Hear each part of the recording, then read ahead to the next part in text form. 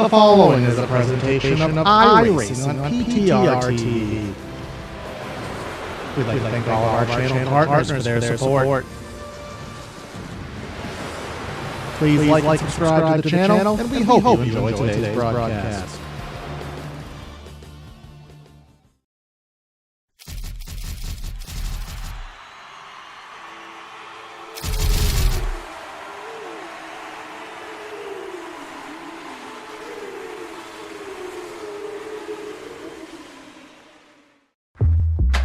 Whatever you drive, however you drive.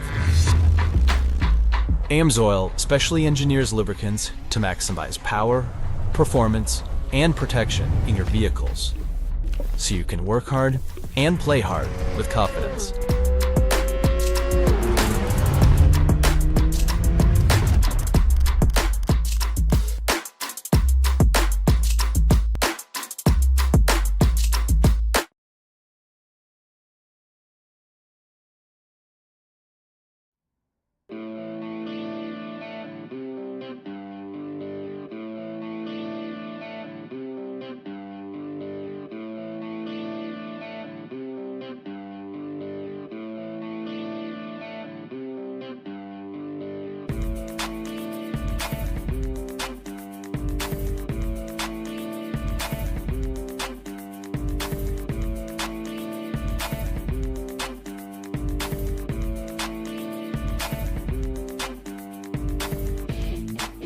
Another race on the Triple Bypass Racing League calendar takes us to the heart of the nation here at the Kansas Speedway.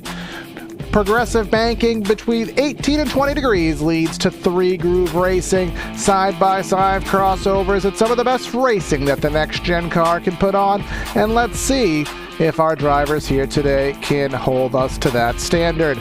Welcome everyone to PTR TV. Today's coverage of the Triple Bypass Racing League by Nichols Oils Pros, the Kiss My Kansas 115. That is what we are racing for tonight for 115 laps. Gonna be myself, Corey Silva, in the booth, and pressing the buttons in the production truck. Brad Dalton help me out here with all of the calls. Brad, not to give spoilers to what happened in the real world, but we saw a doozy here in the real world, and I sure hope that we can replicate that here today. Yeah, good morning, good afternoon, good evening, ladies and gentlemen. I tell you what, I am really excited for this one. Siri just told me I have nothing scheduled for the rest of today, Brad, but we have something because we're here. I was about to say, Siri, you're a little bit off here, but yeah, I'm excited for this one. I think this is going to be a really, really good day. I think this is going to be a good race. A lot of the drivers seem excited about this that I've gotten to talk to, and everyone just seems very energized this week. There's something different in the air, and I don't know exactly what it is, but I'm excited. Yeah, it's something here at Kansas, a track that is very fun. There's Elton Wu, the Wooster, in a retro Tony Stewart paint. There's corner here as qualifying is underway here. Most drivers have already taken their times. Of course, we want to give a shout out to the race sponsor here, and that is none other than Derek Kapp in the number 29 automobile. He qualified 19th here on the day, so give a shout out to him and thanks for him for helping facilitate tonight's broadcast. Looks like we have about 30 cars strong here at Kansas. So let's take a look at the point standings, Brad. Looks like after 5 races, we got 4 lock-ins into our playoffs. Yeah, it's pretty awesome to see the drivers locked in here and going through. Ty Bass, Sean Bradley, Dylan Freeman, Jeremy Brown with their wins, and Ty Bass with 2 wins on the season. They are locked in for the playoffs as of right now. It's kind of weird to see some of the names that aren't locked in, though.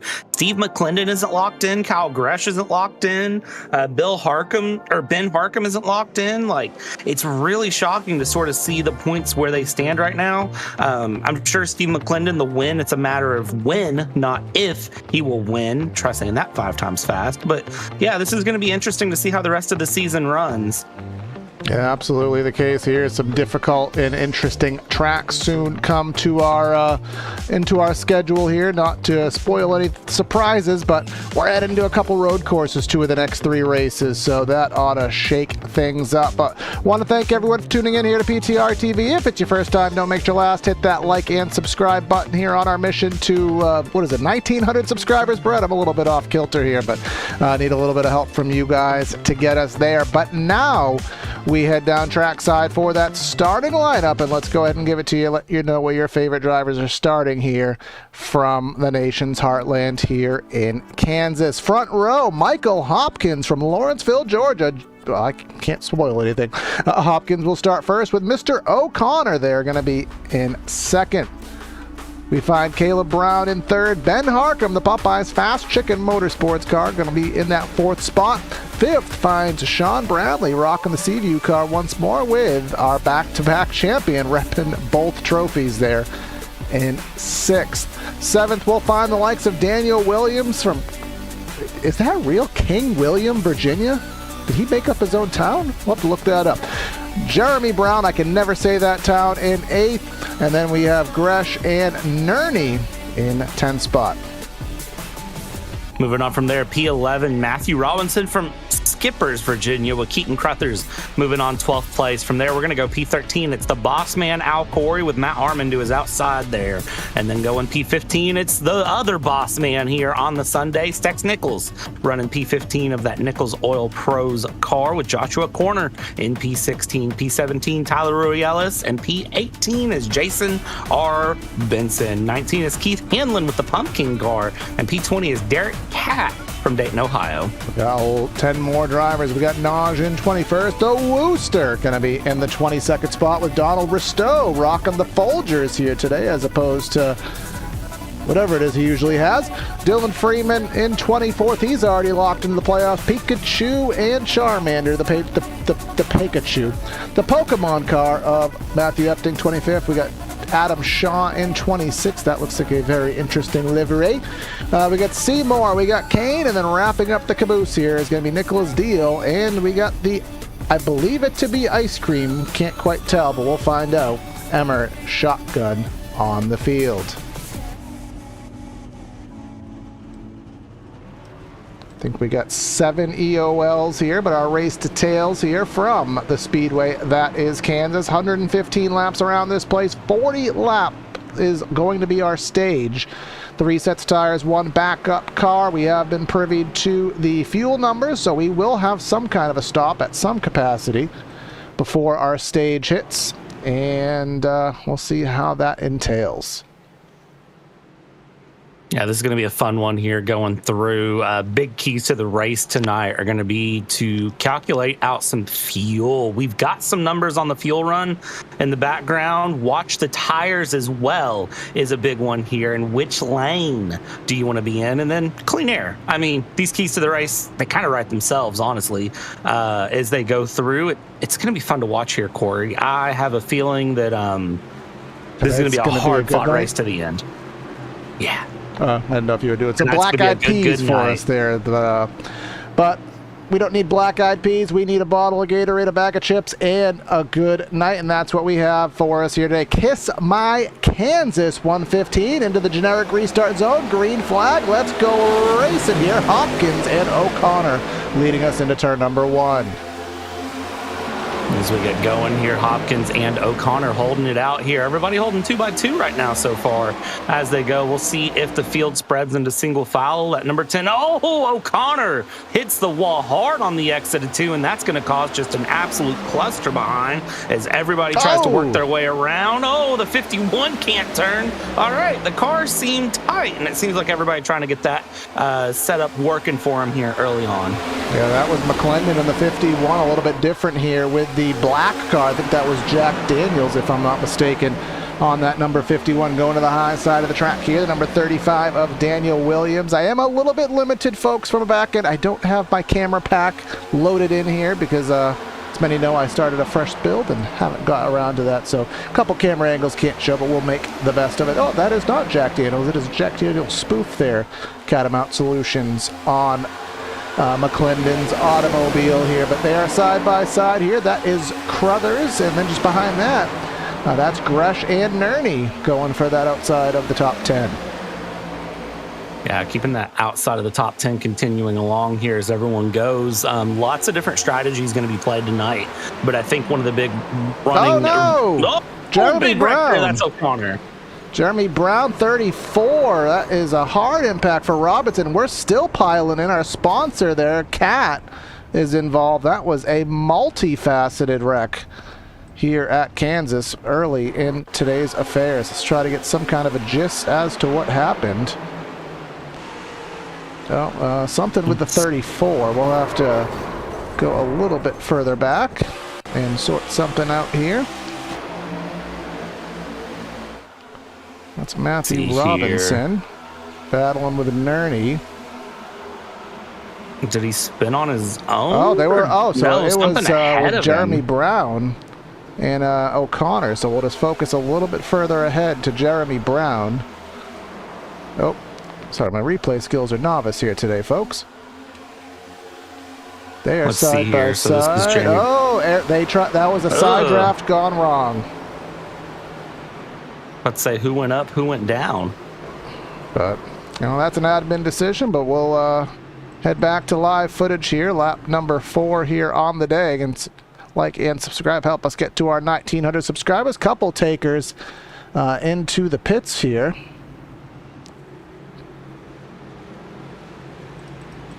We got Nerney again. He is trying to get that repairs done to his car, or I mean, a little early to do a new set of tires because again, only 3 sets of tires to have here, so you don't want to burn through those any earlier than you need to. Yeah, I wouldn't think I'd take tires on lap number 5, but I mean, you never know. People shock me sometimes when it goes through. Michael Hopkins probably feeling pretty good here because he got a solid start there and he is pretty comfortable where he's at. Sean Bradley, see him duking it up front. And Caleb Brown, he's a name that I have a feeling we're going to need to get used to saying quite a bit as he goes through. Top 5 all looking really strong early on. And I'm going to go ahead and say it. I think the 51 might have my favorite paint scheme of the evening.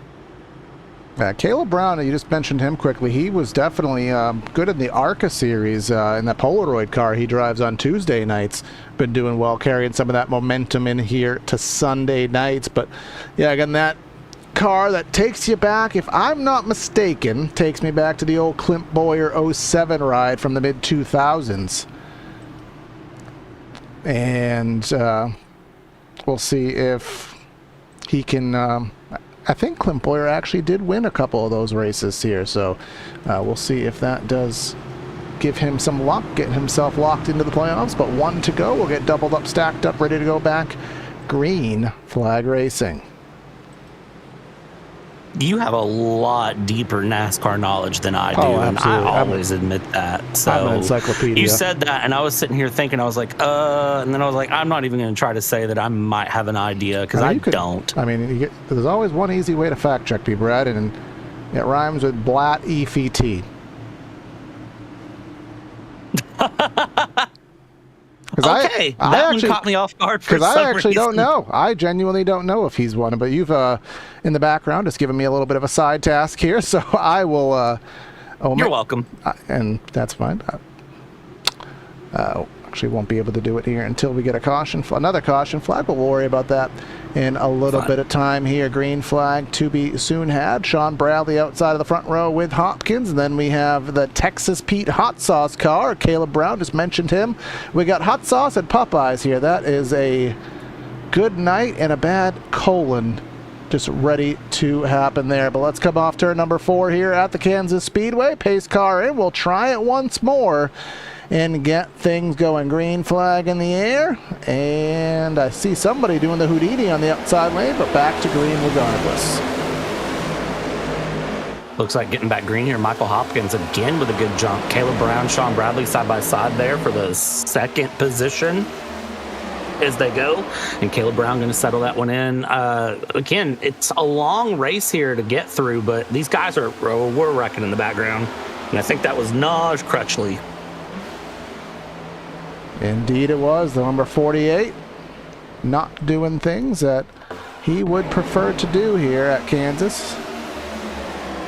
That's Epting in the Pokemon car. I mean, yeah, ain't no ifs, ands, or buts about that one. Yeah, that's a interesting one to see there as it goes through. I don't see that a caution got thrown, though, thankfully. Oh, wait, for real? Unfortunately for Naj.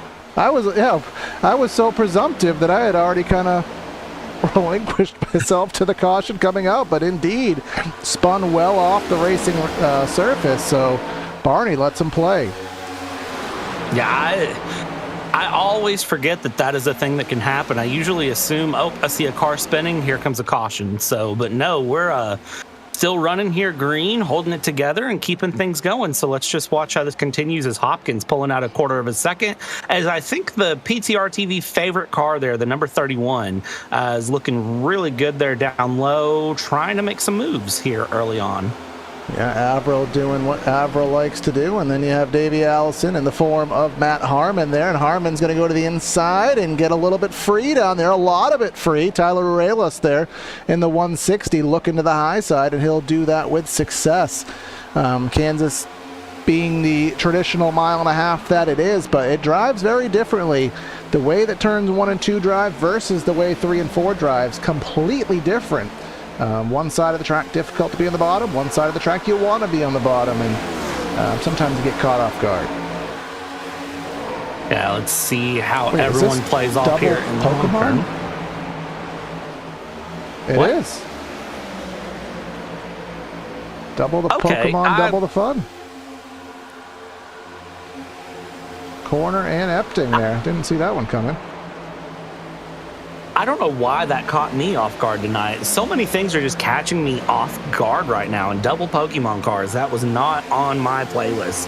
But here we are. Welcome to Triple Bypass. That's how they run things here. Lap 12 of 115 going through, and Nerney here currently running 19th. I have a little bit of backside info here from Nerney because I did talk to him pre-race, and he talked about that he was going to be running a long strategy, just focusing on the end of the race, not so much early on, worrying about early runs, but looking long in here as the Budweiser car of Derek Catt, again, today's race sponsor. Big shout out to him as he is battling with Nerney here, trying to get his way up the board. Yep, these guys are in the back. Remember, he was involved in that very early incident, and I don't think he did any repairs for that. Just had a little grazing blow there. 5 seconds of repairs in the pits, but no, he did have to take his backup car. Pardon me for being completely false-eroni there, but that he is on his backup car. Heading closer to the front of the field, Keaton Crothers side by side with Steve McClendon. If you watch the Real World or the Xfinity race,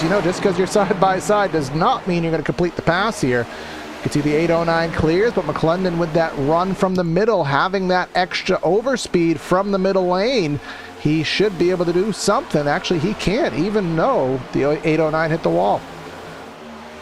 Well, and here's where things start to get really interesting going through as well, is a little bit of frustration can kick in when you're in that situation. You can't get past that car ahead, even when they're making mistakes like that, like tapping the wall and going through, and you sort of just build up and you start to overdrive. Now, Steve McClendon, very strong driver. We know that Steve McClendon understands this is a long race. We know that Steve McClendon knows how to drive that car and think to the end, but even then, sometimes those little moments creep in for drivers, and I'll be curious to see what happens. Especially, now we're looking at Sean Bradley here in second place as he runs through. I mean, he's holding about half a second back from Michael Hopkins. We're lap 15 right now, and still have to think about the stage, think about stage points, and just make this car work to the stage. Yeah, that's all you got to do here, and sometimes it's a lot easier said than done, and sometimes it's actually not too hard here, because again, we're only racing to about lap 40, but remember, according to the information I perceived pre-race from that number 51 himself, you're not going to make it to the stage. We did have the caution, so maybe that'll be enough, but if you are banking on that strategy to go all the way to the stage, your job might be a little bit tougher here. You can see 17 laps, but then you have Gresh and Robinson there, back 10th and 11th. They pitted, so they, without any kind of issue, should, question mark, be able to make that stage. But again, nothing is a guarantee. Yeah, it's going to be interesting to really see how these guys handle things through. Again, as you said, nothing's a guarantee, and that's where things get really interesting to see how it plays through. Looking a bit further back here in the battles, one of our Pokemon cars, the number 18 here of Matthew Epting, still running there with Derek Catt and William Emert, the Ice Cream Man here, trying to run his way through, but trying to catch them all. And Derek Catt's going to just run his way down the inside, make his way around, and let's see if he can get past. Into the wall. A little tap into the wall there from the 18, but can the 29 capitalize? He's going to go down the inside, and it looks like just clears him there going through, and on the exit, he'll have him cleared. Yes, he will, and then you can see there, yep, he finally will clear for that spot. As I'm going a little bit further up, O'Connor, I think he was in that wreck, if not mistaken. So he's trying to work his way back up from that second starting spot, I believe he had, if I'm not mistaken. Yeah, there he is, minus 15 on the day, trying to make some progress there. But the Bristow, oh my goodness, someone is going to kill me in chat. Folger's car, who is the guy for Hendrick that passed away from AIDS in the late 1980s? Oh my God, if Andre was watching this, he would absolutely murder me.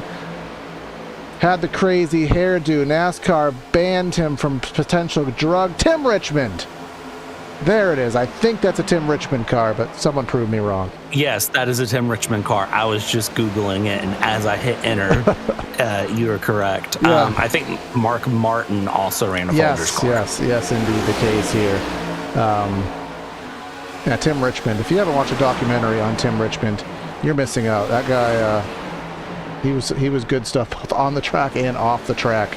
And we'll just leave it there for your own personal research. Nerney trying to make his way back through the field. Adam Shaw, very interesting ride. There was a lot of talk here in the triple bypass chats about, well, first not getting in the wall, but having a band on your paint scheme. And I saw there on the rear deck lid Weird Al Yankovic here, and someone who takes me back. I used to love all those spoofs. I think he was doing them up to about early 2010 there. So Weird Al, go listen to some of his stuff. I guarantee you'll find a song that he spoofed that you will enjoy. But Sean Bradley did take the race lead from Michael Hopkins, moving that number 77 to the top of the pylon. Yeah, Michael Hopkins no longer living in a Kansas paradise here. He was never living in the Amish paradise, definitely not living in a Kansas paradise. Nice. As he's dropped back here. So let's see how that pass occurred. And Sean Bradley just here near the end of the stage, putting the pedal to the metal, working the high line here in that Seaview number 77 Ford. And yeah, That's clean it. pass there. I don't think Hopkins really fought him on it that much, to be honest. Yeah, and as we are closing in on the end of the stage here, we'll just pass the halfway point in the stage here at Kansas, and we'll see where everything does happen here. Is Caleb Brown behind that, but Sean Bradley into race lead right now. Hopkins in second. You have McClendon in third. Harcum staying true in the fourth spot, and Crothers in fifth. Here's a battle going on as somebody is off to the inside of the circuit. That's Tyler Ruelas, and then somebody else. Oh, That's Derek Catt. And that will probably, and we're still wrecking. What in the heavens of? Oh my gosh. What? And then text going for 3, just sending it on in 8,000 years after the initial wreck. Oh my potato sauce. He was just loose. Did we remind these guys that ARCA is on Tuesdays? Tyler, I know you're in chat, and I always appreciate that, but that had to have been the worst save I have seen in a long time, followed by ARCA brakes. Yeah, right. you gotta hold the brakes there when you start losing it. All right, we got to go on board here with Epting, just to try to see if there's any credibility to him just not slowing down for this. Oh, he slowed down, but he didn't understand physics, and that cars usually slide down banking. And if you're, and again, for new drivers, new fans watching this, It is expected, it is desired that we roast these guys. They enjoy it, they want it, so that's why we do it. They're not going to yell at us afterwards, and if they do, they're going to laugh it off, but most of it's true. Anyways, pit stops to be had. 4 tires, you know. Some drivers will take it, some drivers will suffer until the stage to save a set. But that is the case. Harmon is going to stay and take the lead via staying out. But we're just going to we're going to stay here. Brad, you can continue talking. We're just going to go to our B-roll screen while Corey does a little back-end work to try to improve the visuals of said broadcast. Listen, if the drivers don't like being roasted, I'm going to go ahead and just say it because it seems appropriate today. They can kiss my Kansas because that is just where we're at with it. Yeah, I had to work that one in somewhere. Yeah, this is going to be an interesting one to see here. Some of the guys were saving and were good on fuel, but now everyone's going to pit and be really good on fuel at this point. It's going to make strategies mix up. It's going to get some things pretty interesting, and I'm kind of excited to see what's where as it goes. Now, of course, if you're unfamiliar with Triple Bypass, 5 nights of racing that they go through. As I said, ARCA on Tuesdays. Thursday nights is Xfinity, which I do some spotting for Zach Nerney on Thursday nights because I do enjoy that. We'll be broadcasting well, they don't do a playoffs in Xfinity, but we'll be broadcasting the last 3 races of Xfinity all the way out in November, which is a while out. Actually, it's not that far out. We're in the last few days of September. That's weird to say, but you know what? Here we are anyways, watching things through. When I was prepping for this race today, I was looking at some of the setup notes, and the setup is designed to be very neutral. But one of the things I do like that they build into all of their setups here at Triple Bypass is that if you overdrive the car, it punishes you. And I have a feeling for Tyler that might have been what happened there, because they very explicitly say, you know, the car is stable on exit, but if you pick up throttle too early and you're still in the wheel, it can snap on you. And that is, I think, a good car design. Personally, I think that's a good setup. And here we go on a restart where Elton Wu, the Wooster, in that number 5 is going to lead us to the green. Yeah, Elton Wu going to lead our race down here. Now going to be utilizing our Whiplash sim cams for the remainder of the race. Green flag in the air, and he had a 5-second stop, just enough for fuel. About 20 laps to go, so we'll see how those fresh tires can work themselves through here and how they may or may not work out. Yeah, first person on fresh tires is Ben Harcum, the number 78. So him, and then Keaton Crothers, Caleb Brown, Kyle Gresh took tires, Dylan Freeman, O'Connor, Nicholas Deal. So you've got a mixture of cars that went for no tires, 2 tires, or 4 tires. So it's going to be interesting to watch how this field works itself out here as everyone gets up to speed and gets going. Yeah, we'll see what happens here with Elton Wu hanging true for now anyways. Harcum first on the fresh. He's back there in the, 7th position in the Popeyes car. So watching him in his endeavors through the field as they're nearly 3 wide at certain points here on this racetrack. But thus far, well, actually, Whoop, he relinquished the lead to Jeremy Brown, remember, he was in that initial wreck on turn number 3, didn't get, got side drafted into oblivion, but now he is up to the race lead. And are we 4, almost 5 wide here in the back of the pack? The answer to your question is they're definitely trying it. 3 wide for sure up here with the number 51 of McClendon, the 10 and the 809. They're going to work that through, but keep it 3 wide behind with O'Connor, Hanlon, and Corner as they go through. So these guys, again, a lot of guys on a lot of different tire strategies, just trying to work their way to the stage here, trying to earn some stage points that can be very championship to Nerney. That is Nerney and Gresh going side by side with some hard racing. Yeah, they are 3 wide here. All the way to the bottom of the track is Nerney, and that's the hardest place to run because of the fact that there's less banking down there. It takes more wheel to get that car ran at that section of the racetrack. But here comes Crothers, turn 1 on the bottom, probably the hardest place to run here at Kansas. Can't maintain, but Nerney's going to get tight through the center. They will go 3 wide up the track as Crothers keeps it off of Nerney, back to 2x2. I'm waiting on somebody to back out of it, but right now the answer is nobody. Everyone holding strong and holding their own as they go. Gresh, again, one of the guys on fresh tires, and he is absolutely taking advantage of it. But I have to say, the thing I worry about with fresh tires now is what are you going to do at the end of the race? You have to compromise somewhere if you're going for fresh tires now.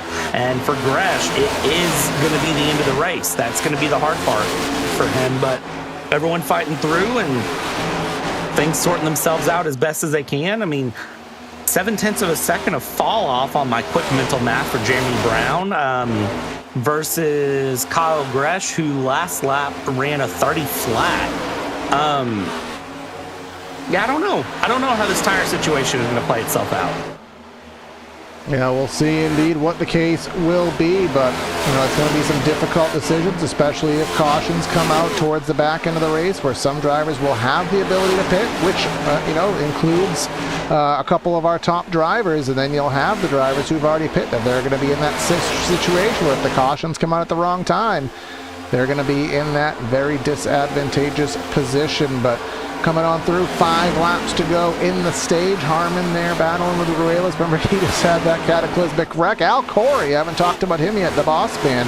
He's in 11th, trying to get into the back bumper of Hopkins, who, remember, led a bunch of laps. Hopkins now just hanging on to that final stage point.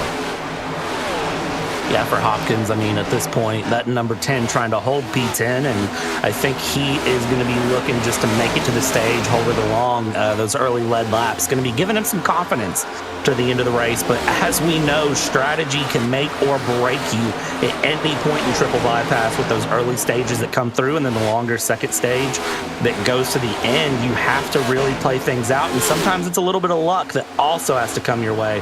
So we have a lap car down on the bottom, staying out of the way here, and the field is going to just wrap their way through. Kyle Gresh trying to chase down Jeremy Brown for the lead here, coming up near the stage. Now it'll be interesting to see how quickly he can get by. I mean, at this point, Gresh has already run 11 laps, so the super goodness of those tires has already been eradicated. But now it's a matter of clean air. It's a matter of aero blocking. This Kansas Speedway, for those who aren't as NASCAR encyclopedias as I self-proclaimed to be, this was the track that kind of created aero blocking. You'll go back to, I believe, 2018 or so, Kevin Harvick and Joey Logano.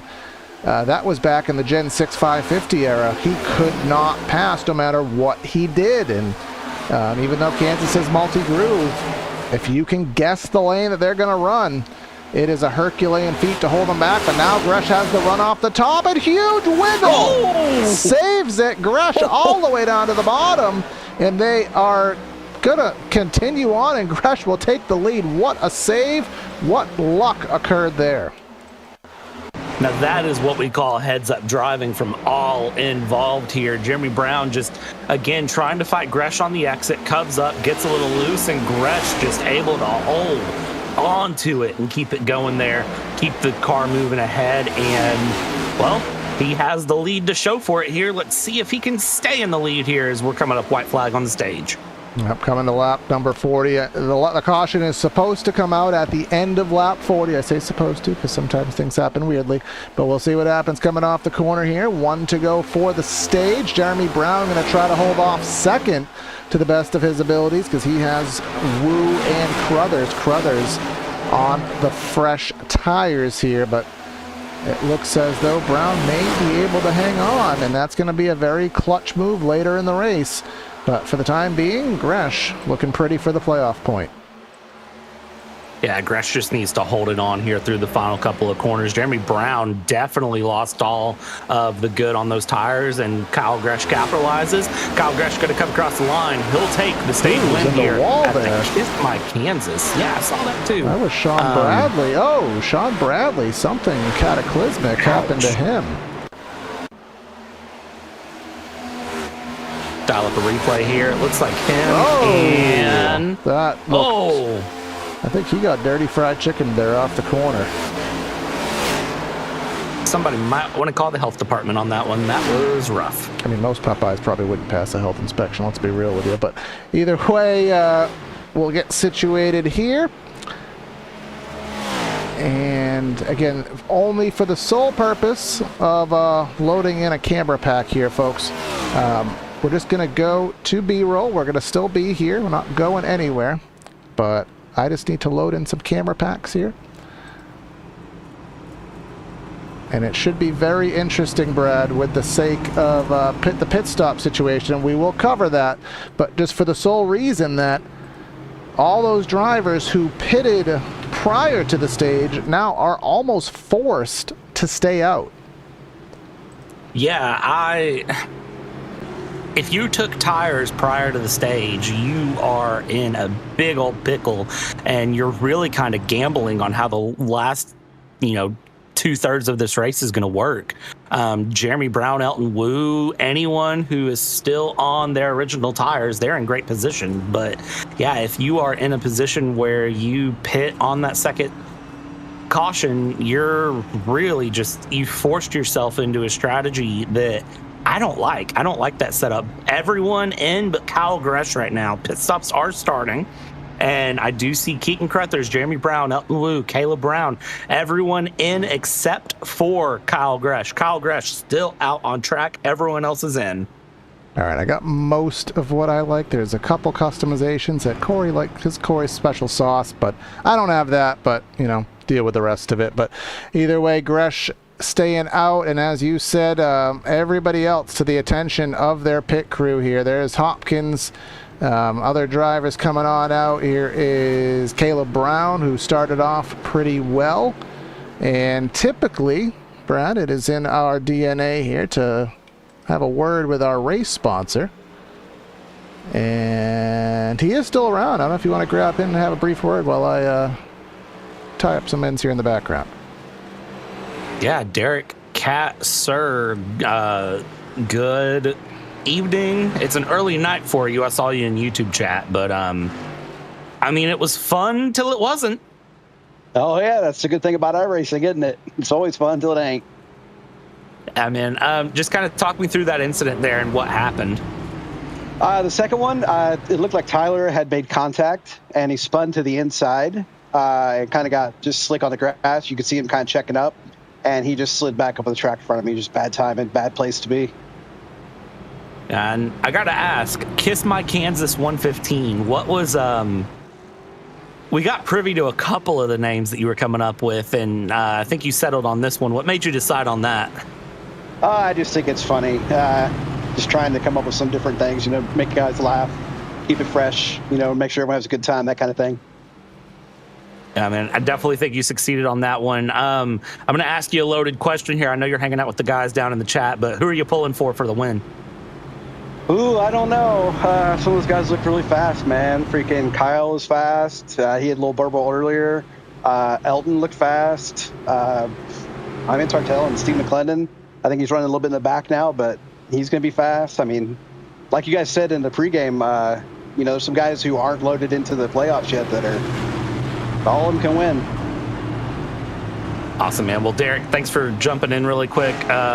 We'll let you go down, hang out with the guys, and enjoy. And we are going to get this thing back under green here to get to lap 115.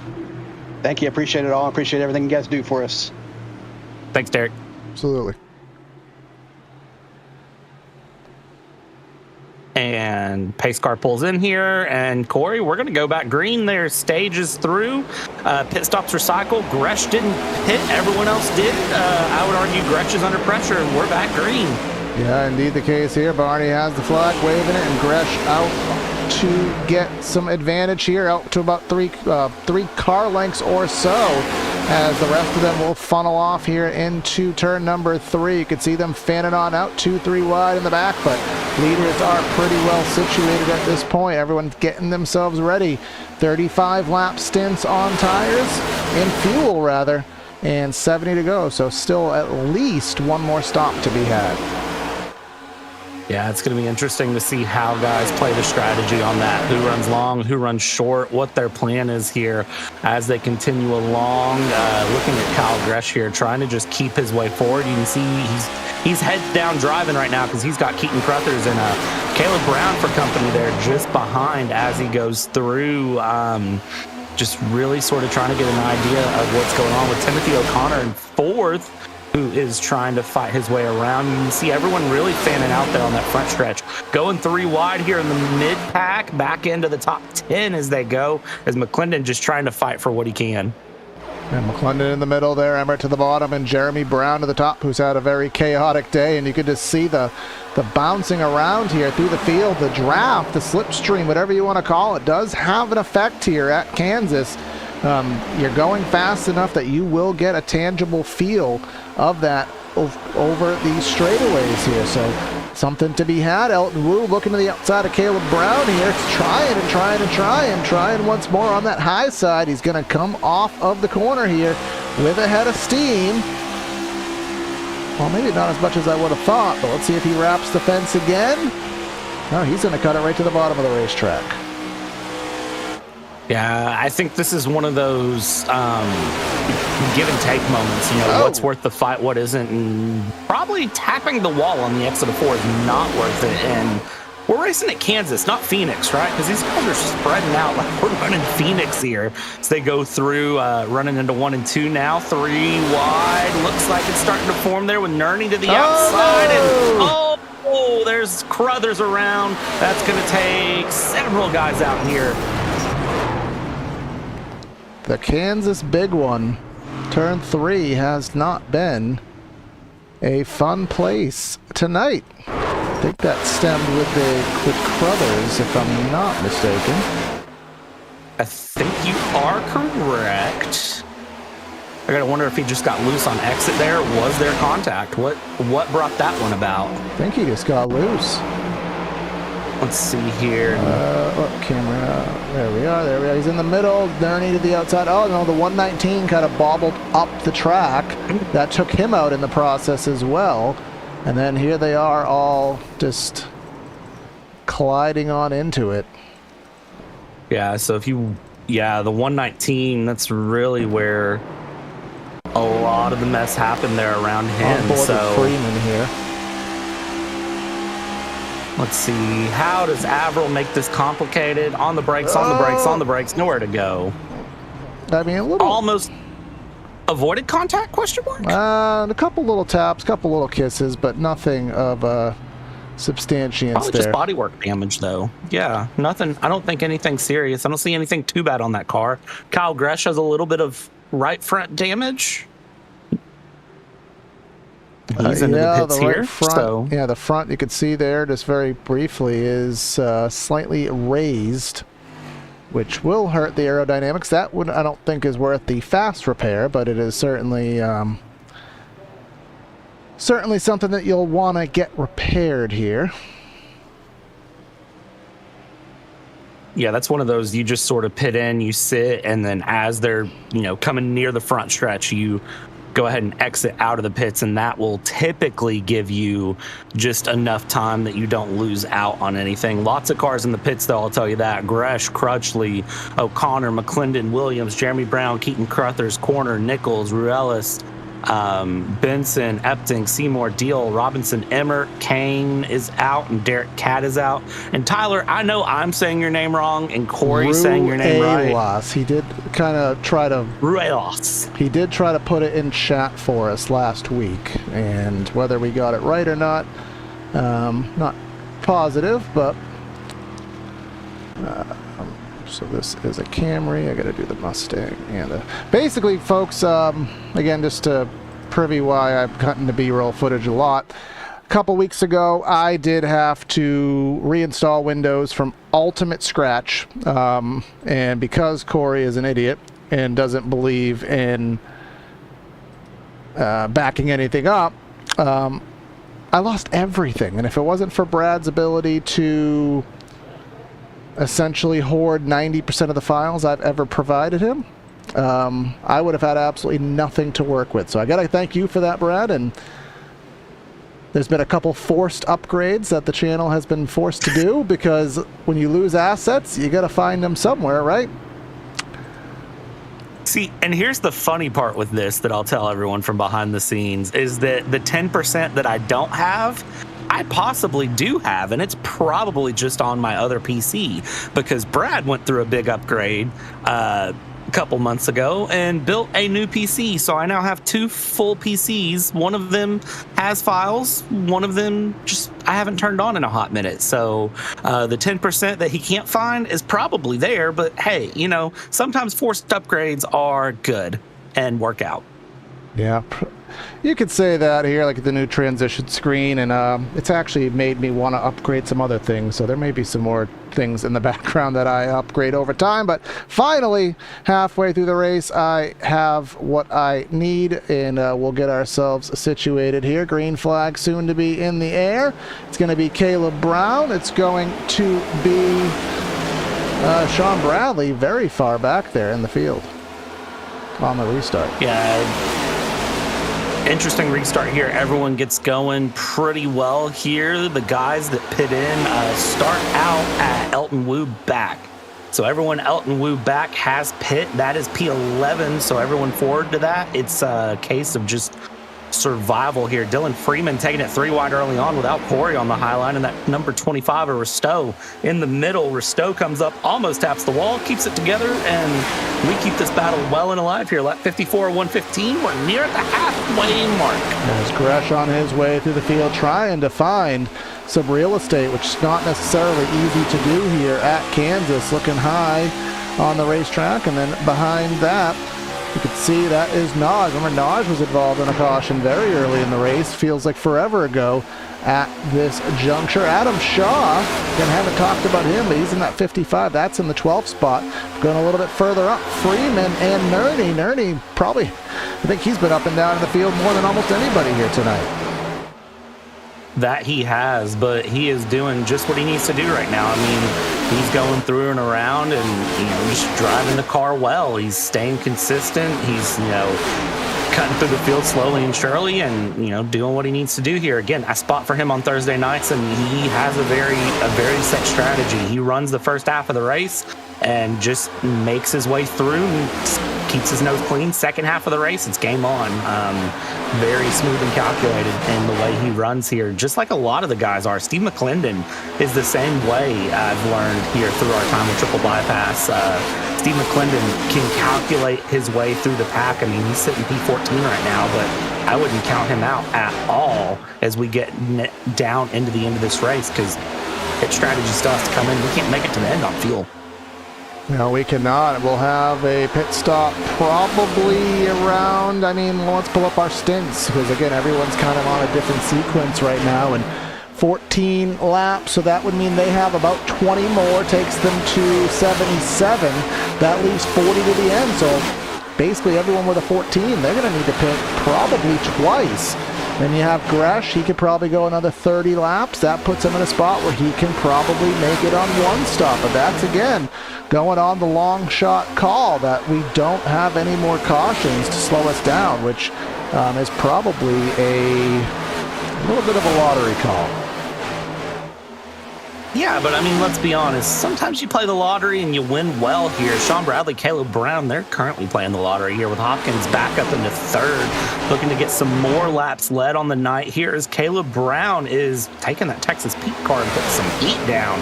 As Sean Bradley's going to look to the outside, try to get a run down to the line we go, all the way down on the flat. There they come out of the exit into turn 1. Everybody holding on, and top 3 have pulled a pretty considerable gap there to Dylan Freeman and everyone behind as they go along and continue to battle. It's about the second they pulled out of the rest of the pack. Yeah, and that's something to watch out for. Again, is that going to be on pure speed, or is that just due to the fact that maybe some drivers are trying to save tires? McClendon does give us a little bit of privy to what happens most of the time, and he did say that the right side tires are definitely wearing pretty substantially, and that could be indicated by how you drive the car. Are you being more aggressive? Are you driving it in deep? Those who work the fence usually tend to wear more tires. So, and somebody back of the shot there, actually in the fence, white car. I think that may have been Emmert, not having a William Emmert style run here. He has been kind of in the back most of the event. Yeah, never ideal just to see some of these guys hang out in the back, but sometimes that's what they do. Every driver has a favorite track, every driver has a least favorite track, and sometimes if you hit that least favorite track, you're just kind of running through. Now, I can't say for sure whose favorite and least favorite track Kansas is, but you can tell some of these guys are just kind of running right now, still holding on. Again, we're, past half race distance now, but that doesn't necessarily mean that these guys aren't starting to turn things up a notch. Some of these guys are still simmering. Some of these guys are starting to turn it up to a low boil. We're starting to see some noodles cooking here as we get closer to the end of this race. And it's going to be interesting to see who has kept anything in those right sides to get to the end, as up front, top three still just settled 1, 2, 3 here. Yep, and they're just kind of riding along here, and it just makes you wonder exactly, what is going to be the strategy. Is Caleb Brown kind of setting the pace? Is he just kind of hanging, running his own pace? Sometimes you just have to wait and see what the other guy's doing. Is Sean Bradley going to make a late charge? Is he going to drop off? Sometimes the leader is in the worst spot or the best spot, because you don't know if you're pushing too hard or you don't know if you're not pushing hard enough. Well, I'll tell you, looking at the lap times right now as things go, I mean, these top three are not the fastest on track. Looking at Dylan Freeman, and I mean, he was running a 10th faster than Michael Hopkins last lap. So as he goes through and continues along, he'll start to slowly close that gap if he can keep that up. But this lap, it all switched back. 30.47 Hopkins and a 30.6 for Dylan Freeman. But then you have Ben Harkin with a 30.4. So, I mean, you've got guys that are running variable times, but it's all very close. Nobody really stands out on the run except for, wait for it, the number 36 of Nerney, who is running a 31 second almost. And I'm going to tell you, I don't think his tires are that gone. I think he's saving. Yeah, we'll have to find out. Nerney, again, he has been really doing better here as of recent, but he's back there in that 12th spot. McClendon, again, we talked earlier about McClendon not being locked in, back-to-back champion, just not being able to kind of close the door here and finish one of these things out. But I mean, he's had been in some stuff, been kind of on different strategies, but it hasn't really shown that Steve McClendon pace. He's kind of just been relegated to kind of being, dare I say, a normie here tonight. Yeah, and again, I don't think that's necessarily a bad thing right now. We're not really near the end of the race. We're, going into the last quarter, third. I can't do math. Somebody correct me on what sort of fractional region of the race is left. I know it's probably a little bit more than a third, but it's not a quarter pounder. That's a very niche joke. Maybe somebody gets that. Anyways, Steve McClendon here, I mean, I don't think it's bad right now for him just sitting in the top 10, keeping his nose clean. I'm going to be curious to see what he does. Is he just sits through and sifts his way through the field? Going to be interesting to see. And we've gotten a request to get an on board with Nerney. So I'm interested to see why we want an on board with Nerney. He's doing something that somebody has caught. Saving. Oh, big time saving. Okay. So again, 25 laps ago, that puts him in a spot, baby. He has 10 to 15 laps, so even the high end, let's say he pits at 83. Based on what Steve told us, I'd say you probably want to make it to lap 80 to be able to safely make it to it. Based on what Steve told us, I think he said he ran 33 laps full out, so maybe you can do 35 with some saving. Nerney was pretty close to being able to make that to lap 80, so I think that's probably the goal he's shooting for here. The thing I have to wonder, is there anyone else that is also saving that is on Nerney's strategy? So if we look through, I mean, Ben Harkin would be one. Brown and Sean Bradley up front, are they saving? Because they're the ones that are on that same strategy as Nerney in terms of pit stops. So, but the way they're racing right now, I'm going to tell you right now, they are not saving like that. And I hate to say it, but if we just gave away the big secret sauce strategy, I'm going to feel bad. I won't, because, it's more reason to listen to the broadcast while you're racing, because sometimes we'll give you that knowledge. I can't remember who it was. Oh, into the fence is Harkham there, but we covered in our ARCA race the other day that the guy who won the race said, I wish that I had the information you guys knew about, you know, the gaps and stuff. So if you listen to the broadcast, it might be a little distracting, but sometimes you'll get some good stuff out of it when we aren't just spewing random jargon. But here comes back-to-back champion. Here comes league owner, Mr. Al Corey and McClendon. McClendon slowly working through the field. He was outside of the top 10, but now he's in the top 10 in 9th, trying to get 8th. Corey trying to work the bottom, and on the top with the momentum is McClendon, and then here comes Matt Harmon into the play there in the 10th spot. Hey, McClendon, that's your boss to the inside if you are listening to the broadcast, so just be a little careful there, okay? As he goes through, Al Corey with a great send down the inside, goes on the inside of Ben Harcum and gets through, and then that's going to put Steve McClendon in an interesting position there, because now he has to pick, does he follow Harcum, does he follow Corey, which way do you go? And then Harmon, I mean, he's looking ahead, but he really needs to be mirror driving right now, because that 809 of Crothers is right there on the battle, continuing along all of this, meanwhile behind the Wooster and Gresh, who are trying to run their way through. And these are guys, you know, Gresh and Woo are good right now. They are on the 22-lap stint, and then everybody around them is on 30-lap stints. So the seas will part soon for Elton Woo and Ben Harcum. It's just, or Elton Woo and Kyle Gresh. It's just a matter of when, not if. And even then, it puts them in a weird spot. Where things go is, oh, that's some hard battle in there. And that is going to be at number 28, a Harmon with a good little wiggle. Yeah, and Crothers, again, he's had a very chaotic day and trying to work his way up through the field.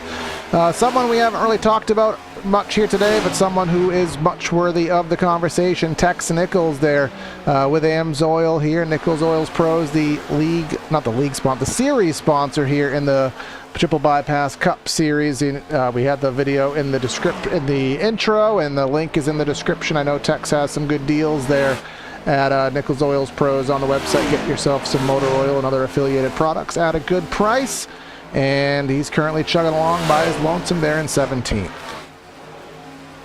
Yeah, Tex, very great guy. I say it all the time. I have went through Tex and ordered oil, transmission fluid, all sorts of stuff in my cars through him. So definitely recommend looking out for him. Looking up front here, Kyle Gresh, Michael Hopkins continuing the battle, as that is Dylan Freeman or Elton Woo also in the mix as they go. Let's see here, Gresh, I mean, he's having to pull some IndyCar strategy here and get defensive all the way around. Let's see. He goes high, goes low.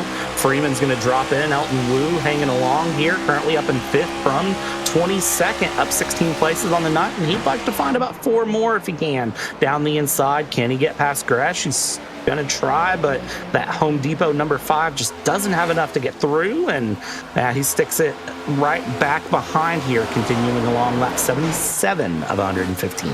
Something to watch out for later in the race here, as I think we're roughly 3 wide. As Al Corey the middle, Crothers to the bottom, and Harcum to the outside. Is again the differences at Kansas I talked about. You'll see the drivers run the bottom here. Turn 3 at Kansas, you can do what I call the Kansas dive bomb, the Kansas slider. You can send it all in there on the bottom of the track, slide up 3 lanes and cut the nose off of the guy who runs the top. And that's something that you will see later in the race, I'm sure, by somebody here. 1 and 2 here at Kansas. I'd say the outside tends to be the ideal line. Much harder to pass here on this side of the track. So you really want to set yourself up for that run through 3 and 4 here. As all the way to the bottom of the track is Harcum. I wonder if this is conducive of a pit stop to be had. He's at that lap number 35. He seems to be very committed to the inside, and for good reason. He's headed to the pits, and he's doing it sideways. And no, Freeman misses the pits. Did he make the cone? Did he make the cone is the question of champions here. Dylan Freeman. That's going to be borderline. That is going to be borderline. He impaled the cone. What iRacing's opinion of that, I suppose we'll find out in a little bit here. But Sean Bradley has now benefited from the lead, as Caleb Brown, also our race leader, our former race leader, Texas Pete, is getting that 4 fresh tire change. So Sean Bradley back to the lead. Remember, he was impaled in 3 and 4 on the stage final lap. Had to take the fast repair, and has done everything he could do and got himself up front.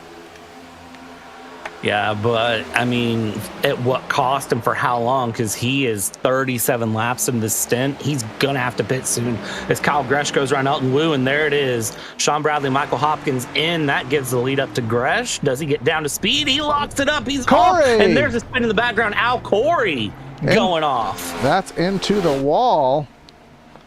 And again, any issue that happens within the pits is not one that Barney is going to give a cahoot about here. Here's the boss man. Kansas in these mile and a halves tend to be difficult for pitting. Yeah, just driving off the banking. Now, that's a hard impact. And I am also worried about Sean Bradley because sometimes when you head into the grass, iRacing will give you a penalty for, exiting the pit lane there. They'll give you an unsafe pit entry. But we'll see what happens there. Let's take a look at, and you could also see this as well, I believe, there, Brad, if Dylan Freeman was free of penalty or if he got dinged. He got dinged. He was in the box for 60 seconds. I can tell you right now, Sean Bradley has been dinged. Tyler R has been dinged as well. So yep, Sean still receiving penalty, probably about a 30 to 45 second penalty somewhere in that ballpark, and that will murder his race here as he is now 2+ laps down. And we always say you got to practice that pit stop, but as we sometimes do say, Brad, when you practice a pit stop in practice, if you practice the pit stop at lap 1 on fresh tires, it means nothing. You got to practice it on light fuel and use tires with a marbled surface to the inside to replicate the full lack of grip scenario. And sometimes it's just hard to plan that and hard to have the patience to do it. It's one of those things that it's very hard to set up to and really get comfortable with. But what I do personally, and this is me, I run at least about 15 laps and then pit. And again, that's still not long enough realistically to get everything together, but that is just kind of my sort of sweet spot. It's enough that the niceness of the tires is out, but it's enough that I'm also a little sort of antsy in the seat, if that makes sense. And I usually do set it down to a very light fuel load. Usually I set it for about 18 laps of fuel, so I have a couple lap margin in case, I want to run some extra laps, a little bit less, whatever. But that is my personal preference, and everyone has a personal preference. But it's as you said, Corey, it doesn't matter what your preference is. You have to practice pit stops here. As Gresh is in, McClendon's in, that number 5 of Elton Wooster is in, and good job from all of them going through. And some of that too, Corey, just comes with experience. Yeah, I mean, I'll be the first one to tell you I practice the pits never, and I usually make the pits without any issues, but what I'll do is I'll cost myself valuable time, which usually just means, if I was running 6th, I'll probably run 8th, and, maybe it would be worth the practice. But here comes Crothers. You could just tell watching Crothers come in. He is entering slowly as he gets passed by, that was Emmert there, and was Emmert. That was not for position. Emmert is already 2 laps down and misses his pits to boot. Also is Josh Corner, who is currently in 2nd. He'll relinquish that. Caleb Brown will head back to the lead once this all comes through. Now, here is the point where we're going to have to do mathematics. You can see he pit 7 laps ago. And, Brad, this is heavy-duty mathematics. What are we at, 37 to go? That's 44. There's no way. He needs a caution or he needs to pit. Or, I guess both, technically. No, I think he's borderline making it. Let me double-check myself here. No, we're at 27 to go. 27 plus 7 is 34, so he is right on the line. See, I couldn't do 115 minus 87 for some reason. I added 10 laps. So, yeah, so he is on the line. Him and Harcum are borderline. Michael Hopkins can make it. Kyle Gresh can make it. McClendon, Wu, Nerney. Really, it's those two, Adam Shaw and Donald Risteau are the 4 drivers that I don't think can make it. So if Brown and Harcum, if they have enough in the tank, they might be okay. Kyle Gresh, I also don't know where he's at on tires because he's done 4 pit stops this race. So my question for Kyle Gresh is, did he His last stop was 15 He just took his seconds. last set of tires. Yeah, so if an emergency situation happens and a caution does come out, and we are assuming that Brown and Harcum have another set from taking a fuel-only stop at some juncture, but again, we don't have any definitive evidence to back that claim up here. But let's pull up our top three, our battle graphic here, and you can see the right side of this graphic. These are the lap times that are being run right now. So the issue with Gresh is not even an issue.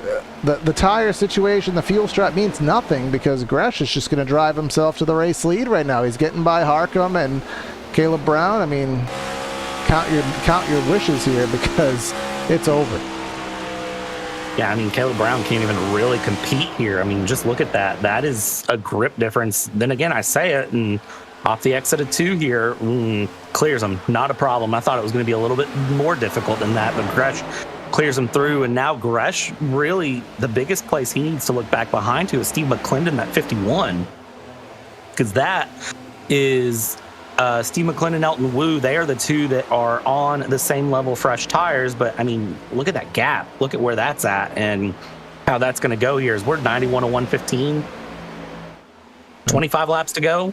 It's going to be interesting. And the interesting part with Gresh is he does have, and we did mention it a little bit earlier, but he does have, wait for the camera to pan around, just look at the left side of your display, the right front is damaged on Gresh. I would estimate that's probably 20 seconds of optional damage if I had to estimate.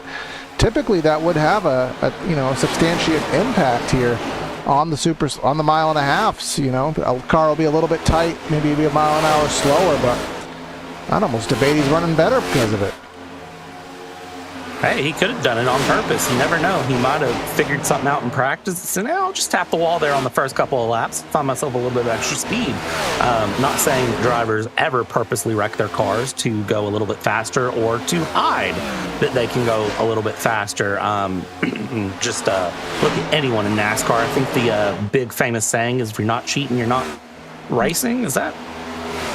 Doesn't matter. Well, Either way. If you're not trying hard enough, if you're not pushing the envelope, there is some eloquent way to say it that I don't know, but basically, if you're not cheating, you're not trying. I think that's the saying. That might be it. I mean, it's anything in baseball. I mean, pine tar is illegal, but they try it because if you can get that extra grip and you can throw that curveball and have that extra drop on it. Talk to Tom Brady about deflated footballs. If you can get an advantage, you gotta try to do it. I mean, I'm talking to somebody who's an insurance adjuster here, but who doesn't speed on the highway? The speed limit's 65, you're going 80. You're trying to get away with something you're not supposed to get away with. It's in our DNA to push the envelope in whatever the capacity may be.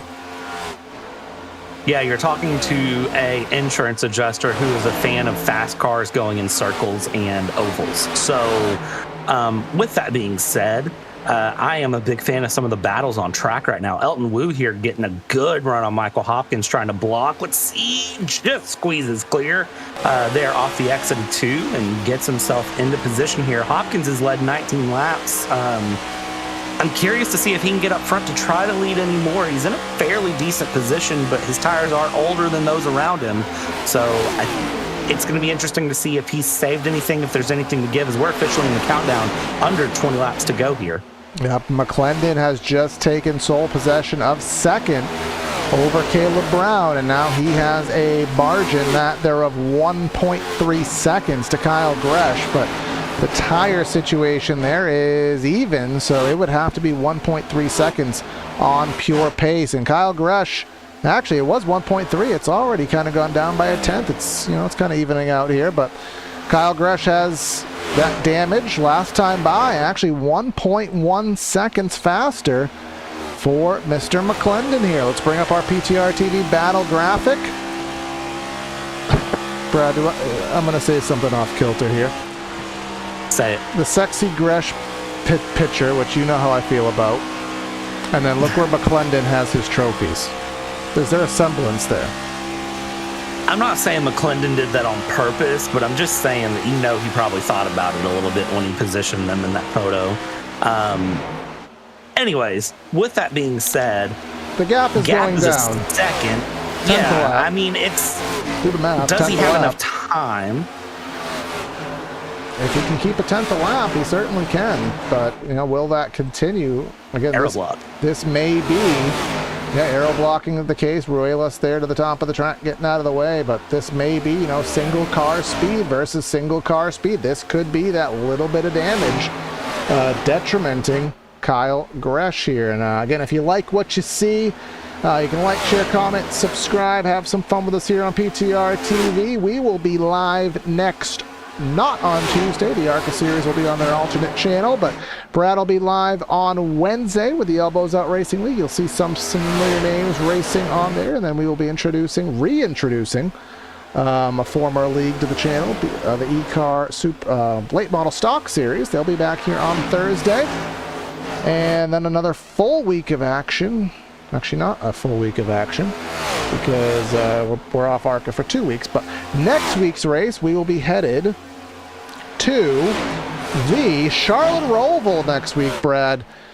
That basically street circuit meets road course meets oval, and one of the more difficult races of the year. Fun to watch, fun to drive, and don't want to miss that 40 laps. And then we head to Las Vegas. Month of October will be Roval, Las Vegas Motor Speedway. We hit the end of the month at Martinsville, and then the ultimate anomaly, Brad. We're heading to Portland, home of the Xfinity cars, circa this year and no longer. But we were privy to some information from a driver who's tested, and I won't throw anybody under the bus at all, but says that he's not sure how well it's going to go. But yes, we are going to try these next gens at Portland. The two road courses this season are probably the two races I really look forward to, and it's just because we've seen these guys on road courses, and we know how they do turning right. We have? And it's not the car. When did we cover a road course? The drivers. What? When did we cover a road course?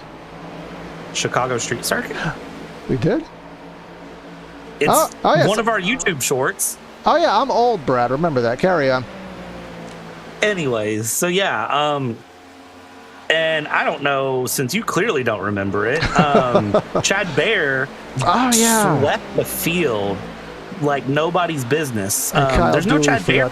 Yeah, Kyle Dewey forgot to brake. That's what it was. I remember that short. Yeah, there it is. Whoop. Yeah, so it's going to be an interesting one to see how it goes as Nerney's trying to work his way up the inside of Caleb Brown here for P7, gets through. Okay, what's going on with this? What's going on with this right front wall damage, everybody? This right front damage that everybody seems to have. Nerney has almost the exact same damage that Kyle Gresh has. I wonder if that's just outside wall taps, or is there some wall hack? 92 has it, so everybody has essentially the exact same damage. But up front, we were doing mathematics. Was he going to catch him? Answer, yes. Steve McClendon trying to get that playoff lock, first win of the season, and looking pretty likely that he's going to do it. Let's see how he does through here inside of 1 and 2 now. McClendon doesn't have right front damage yet. Maybe that's costed him a little bit here as he goes through. Let's see, McClendon going to send it down the inside of 3 and 4. Gresh runs the wall hard here in Waltrip. McClendon trying to come through, can't clear, is going to hold inside a little bit. Gresh drops down, goes all the way to the apron. McClendon stays on the racing surface. Thank you, sir. And now into 1 and 2. What's the goal here? Run mid to low from McClendon. Gresh runs high. Let's see, 10 laps to go. He's got time to make it. Coming. These two, I was about to say, these two need to keep it together because Elton Boo is going to make things fun. And Blaney's coming. These cars are driving terrible right now. Nah, they're driving good. Maybe we'll get to say that in context later. Probably not, because McClendon down to the inside. Let's see if Gresh can block. Can he hold on? He's going to go to the top of the track, try to keep that momentum wound up, and I think he's going to do that successfully. McClendon, again, he can't keep the momentum up down on the bottom, and he's going to have to really go to the playbook here and figure something out. I don't know if that bottom pass is going to work. He's going to try to send it on in, but can't drive it in deep enough. Or can he? Can he clear? Answer is no.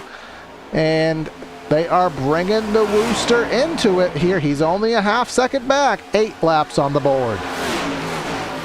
8 laps to go. McClendon inside 1 and 2 here, still trying to hold on. And let's see, does he clear off the exit of 2? The answer is a big N-O spells no. Side by side they go.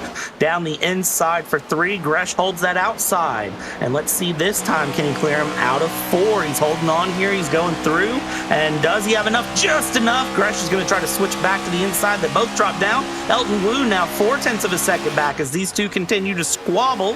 We'll see how Elton Wu can take advantage. 7 laps to go on the board here, and Gresh fighting it back.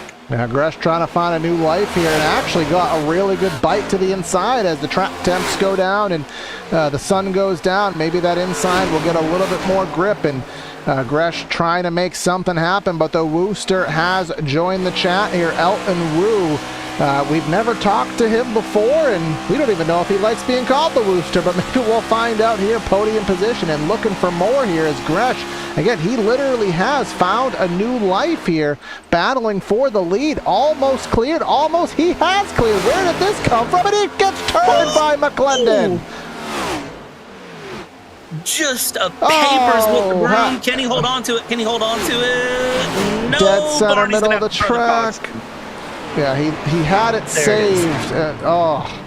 Let's brake, kids. Let's hit the brakes. Caution flag is out. He had it saved until all of the bumps and undulations down there on the bottom of the runoff pavement. But let's take a look here at the PTR TV replay. He cleared himself. We got to go on a rear deck lid cam because that may have been a sort of arrow loose. Yeah, he was around. And I'll prove it here by going around before the tap. I'll prove it here by going to the actual rear deck lid cam. So, I mean, yeah, he was already around. That was just losing all the air, which kind of is an anomaly here with iRacing because the next gen car really doesn't get aero loose in the real world, but that's rather here nor there. But the Wooster, did he get permissed the lead through that situation? He did. So we've never talked to Elton Wu before. He doesn't have a win in triple bypass that I'm aware of. He's not even in Discord, so we can't talk to him even if we wanted to. Hopefully he comes in if he wins. I was about to say, I'm sure he'll come in just to talk to us. Why wouldn't he? Oh, here we go, Brad. We have the drivers who have had a set of tires on the wall. Here's Hopkins, Nerney, Harcum, Naj. We got Harmon. We got Caleb Brown. So I think we have, how many guys behind the pace car do we have right now? 7. So can you go from 8th to 1st to score the victory in the Pepsi 400 with 2 laps to go? Probably not. But that don't mean they're not going to try. Might as well roll the dice. What's the worst that can happen, honestly? I mean, there is a casino here. Yeah. This is going to be interesting. I mean, I don't want to spoil, DVR. Actually, do we even call it DVR anymore? Is that like an old thing? DVR hasn't been around for a while. I know you record things, but I mean, back in the day, we videotaped it and then we TiVoed it, if you want to use the brand. People DVR the race, digital video recording. I guess it's still what it is, but now we're just kind of saving it on the clouds and whatnot. But either way, for those who have not watched the race in real world, it ended in a very interesting fashion, which this is very much leading up to be. Keaton Crothers, remember, he has had one of the most up and down races of anybody. I know he was in a caution early in the race. I know he wasn't he wrecked at some point? I can't even keep track of it, but I know that 809 has had a chaotic day, and here he is in a good position, has actually 1 lap fresher tires than the 2 guys in front of him. So I don't know if this is I'm not going to call this a spoiler, but Gresh, he streams these races and on his YouTube channel, and he called this the Hamlin simulator. I'm going to leave that there and just let you stew on that one, Corey. Yeah, I'm a little upset about what happened, but personally, but depending on which spectrum you're on, you may be happy. But either way, let's find out triple bypass style. This is a regulation restart. It is a natural green-white checker. We'll still end this at lap 115 if we need to go into overtime. The restarts are, and the opportunities do avail themselves here. But can Elton Wu get himself his first triple bypass win, at least in PTR TV history? We'll find out here in about 3 miles. On the loud pedal in the restart zone, McClendon didn't get going on the outside lane. Gets a 2-car length gap, does Wu. Let's see what happens in 1 and 2. Looks like Crothers trying to fight for the second spot. And that second spot fight going to be very interesting to see. And yes, that is Kyle Gresh that you see up there in P4, kind of saved by the bell of when the caution came out. As we see all these battles continue along, Keaton Crothers going through, but it is Elton Wu, the Wooster, up in front, trying to see if he can run this car down to the end, as we'll come white flag this time by. One more lap around Kansas, the Kiss My Kansas 115, and Elton Wu took advantage of a situation that just became available to him, was closing in to the race leaders, and the leaders had a kerfuffle, and he took advantage of it. We have car contact in the back, McClendon giving everything he has, but it's not going to be enough. The number 5, Elton Wu, the proclaimed Wooster. He is going to come off turn 4, and he's going to get himself in victory circle, win number 1 on the seat, and Elton Wu wins at Kansas. What a great run there. Steve McClendon playing bridesmaid yet again, another runner-up here on the season. We'll see what he can bring through on the rest of the season. Keaton Crothers with a great run there. Gresh in 4th when it's all said and done. I tell you what, for Elton Wu, that was a good run from him, taking advantage and just head down, do what needs to be done. I'm very impressed on that number 5, and we'll probably see more wins from him as the season goes on, I have a feeling. Yeah, I mean, it wasn't just handed to him. He was closing in on those top 2, and he put himself in the position, and when they had their little skirmish, the timing lines gave him the benefit of the doubt here, and he will burn it on down here in the new 3D grass here that is present at Kansas, and the Home Depot car, that is circa Tony Stewart, some early 2002-ish era, but he's going to burn it on down here. Little, what is that called? I forgot. Charlie Brown and whatever the other saying is, but Elton Wu, full congratulations goes to him, and as he burns it on now, let's go and start our post-race show, let you know where your favorite drivers finished here on the evening. Elton Wu, first time, I don't want to say first time ever because we don't have the stats to back that up, but the first time on PTR TV, Elton Wu puts it in victory circle. Steve McClendon still looking for that win, but gets another second. Keaton Crothers a good 3rd. Kyle Gresh back to 4th. Donald Bristow, he climbed at the top 5. Nerney gets a good 6th. And Harmon Corner, Caleb Brown, and Crutch, he salvages a top 10 out of this deal. Moving on from there, P11, Michael Hopkins with Jason R. Benson finding his way in P12. Ben Harcum, P13 with Michael Seymour trying to find more, but he found P14 when it was said and done. And then everybody from here on back was at least a lap down. Dylan Freeman, Sean Bradley, Tex Nichols, Nicholas Deal, and then Emmert, the Ice Cream Man, in P19 with Adam Shaw in 20th place. Our next page of results as follows. Tyler Ruelas in 21st. Al Corey back to 22nd. Timothy O'Connor started up front, did not end that way, 23rd. Keith Hanlon, 24th. Jeremy Brown had some bad luck. He is in 25th. Then we have Robinson, Epting, Daniels, Kane, and our race sponsor, Derek Catt, finishes shotgun on the field. Well, Brad, I think you have ran through the abyss. That is the Kansas Speedway infield, and I think we have found ourselves the Wooster. Elton Wu Wooster. First off, is this your first win in triple bypass? It is. Well, congratulations, man. It was a hard-fought run here, 22nd to 1st. Talk me through your race. Yeah, it was awesome. It was a great race. Or something there with Steve and Kyle. Yeah, I guess getting to the end of the race, I got in the first wreck. And then just worked the way up throughout the race. And then at the end there, I don't know what happened, but I kind of just got kind of lucky that they got together up there and kind of seized party for me to get through there, and then come out there with the lead after that caution came out. And then yeah, from there just held on at the end with the clean air in front, and I was able to get the win. Yeah, it was awesome to watch through. Do you think you had it if we didn't have that contact between McClendon and Gresh? Do you think you still could have passed him? I think if they were racing more side by side, I think maybe could have caught him just because of the side draft and slowing down so much. If they were just going single file, I don't think I would catch them. But I think Justin only got like top 3, I think. But just on pure speed, it would have been close. I think I had needed to be more side by side there at the end. Absolutely. And Elton, I gotta ask, are you a road course guy, and how do you feel about the Charlotte Roval next week? Well, I have a D license in the sports cars and F1, so I would say no, but I like the Charlotte Road course. I think it's fun, so we'll just go out there and have fun. And if I end up 30th or 5th, doesn't matter to me as long as I had fun. So. And Alan, we've nicknamed you the Wooster. Is that something that you can rock with, or do you absolutely hate it? Because we'll stop. Oh, I love it. Keep it going. Hell yeah, brother. Yeah. Just sounded like Anyone you want to thank or shout out Hell yeah, before we brother. let you go? Go ahead. Yeah. This is the first, I would say I'm fairly new to iRacing. I think about a year or so, and this is like the first league I ever joined on here. And these guys have been nothing but great. All the admins, the people that race here, super clean, fun racing. Thank you for Tex for sponsoring, and thank you for Derek for sponsoring the race today. And also thank you for you guys for putting on great broadcasts every week. Always love watching them after the race.